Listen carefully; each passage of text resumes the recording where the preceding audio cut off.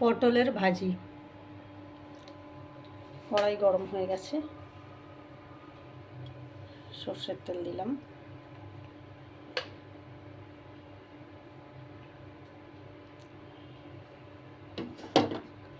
তেলটা একটু গরম হয়ে গেলে কালো জিরে দিয়ে দিলাম। এবার দেবো পেঁয়াজ আর কাঁচা লঙ্কা কেটে রেখেছি।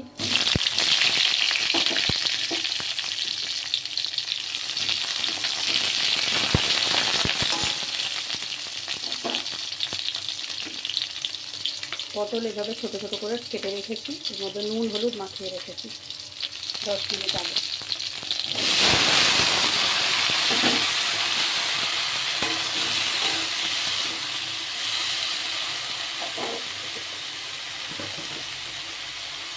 নেড়ে ছেড়ে চিনি দিয়ে দিলাম।